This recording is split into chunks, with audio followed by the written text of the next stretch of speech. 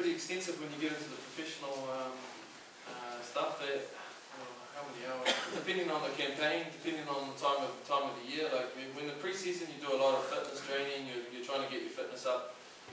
Towards the end of the year, you're doing more team orientated, like just getting the team working. But it's pretty full on, especially with all the travelling. But you'd be training 2 times a day. That's me in the lineup. You'd be training 2 times a day with maybe 1 day off, and maybe training twice as well. So then you got the game as well. So trainings depend, but it becomes like you have to go to, because with rugby, you get injured. Like your body's. These guys are playing with injuries all the time. You know, that's the pity about the sport. It's so hard on the body. But these guys are playing with injuries. Some of them probably 70%, 80%. Right? You know, everybody's got some sort of injury. So some stage you have to go to the treatment and get massages or whatever. I don't really get too many massages, but and then fitness, like in the gym, weights, doing weights. That'd be like 3 times a week, and then like team training. Depending, like the forwards will do specialised stuff in terms of like that stuff, like that line-out that I was telling you about. And we've got another thing when we go together like that. It's a scrum. Spend a lot of time in that, and then there's teamwork stuff. So I don't know, a lot of training. I got sick of the training. That was the thing that really that wasn't so good. That was the thing that really stopped me from playing. Yes. I'd still like to play, but when I think about the training, it's just like it's too much, especially when you're in a lot of pain. Like I used to have to try and walk 2 lengths before I could actually, to start jogging and running. You had to retire from rugby because of injuries, or because you were tired of the sport? Combination. But mainly injuries. I had a lot of leg injuries when I first started, and that sort of wrecked my back, and I could hardly run properly. Like I tore muscles like in half of my legs, in a couple of places, and snapped ligaments in my knees, and yeah, so it's my body, and my back and neck, and it's just I can go on and on. One more questions. How many times do you get to be injured before succeeding? How many times did you get injured before what? Before you become a good player.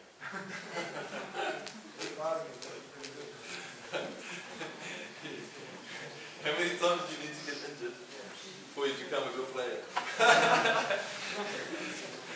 Well, ideally none. But I think a lot of the guys, they just get worse and worse and worse. Like in terms of like some of the athletes, they get slower and slower and slower. The injuries take their toll. But if you don't have injuries, it's better. It's better than. You spend all your money and pharmacy. Yes, I used to get free. Yeah, we used to have a doctor who used to hand us things out. But now, that's right. But that's one of the unfortunate. But it also depends on a few different factors, like depending on what position you play as well. Like I said, I was in the forward, so it's more of a grinding sort of smashing sort of place to be. Other guys that are in the back line, they don't get the same impacts.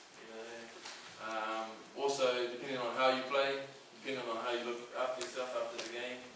I was a bit because I was probably a better player after the game than I was during. I used to drink a lot, and so that doesn't help with the injuries either. So depends on a lot of factors.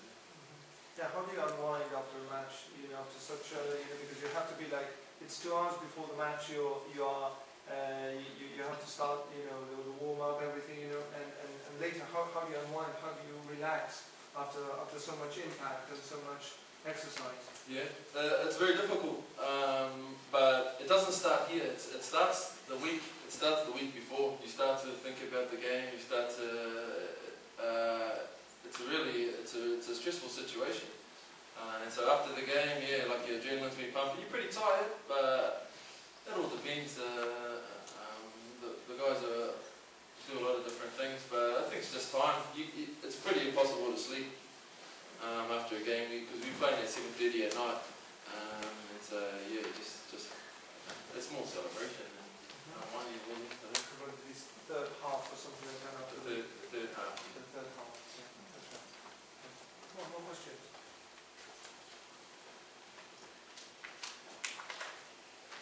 When do you use any protection like in American football? Yeah, well actually, I'm not sure. It's illegal for one part. It's illegal, but it's illegal to wear pads over a certain, certain size, and it's illegal for these sorts of things. But I don't know what more they can do. I suppose.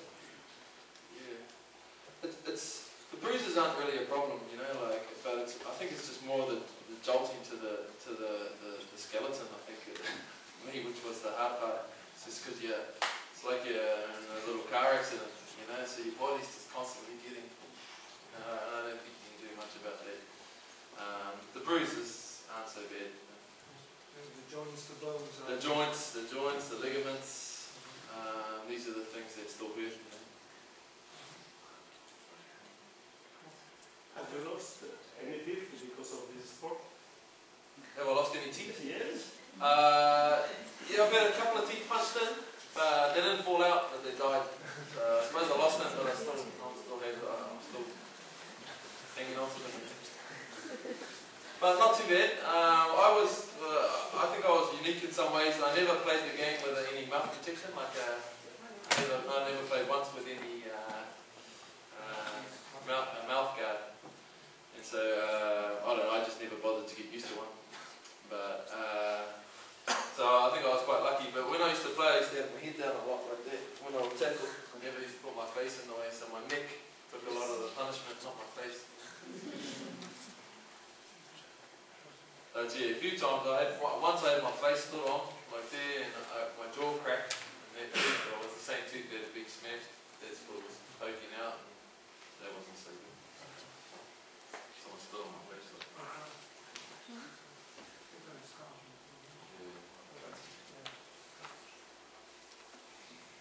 What do you have to be so strong? Yeah, well back then, so I get that question a little bit. I think it's it's an important thing just to learn about nutrition and how your body functions. Because you're doing a lot of training, you need a lot of recovery. It's just learning about what your body needs and actually listening to your body. But good food, like natural food, proteins, like all the meats and everything like that, and the carbohydrates and vegetables. It was quite good for us when we were on tour. Really good food, really laid on for us. So we did. I think we used to have maybe a nutritionalist or a trainer, and he used to talk to the hotel to tell them what to cook for us. And so we didn't, it's like we used to have big things of food where it's a smorgasbord, or a buffet or whatever. And so we'd eat a lot there. But yeah, just good healthy food. I never really got into the supplements. I don't think supplements are that good for you. I don't think they're good for the inside of your body. Has rugby become a business like football? Oh, definitely. Well, 1996 was the first year of professional rugby. So it's quite relatively new.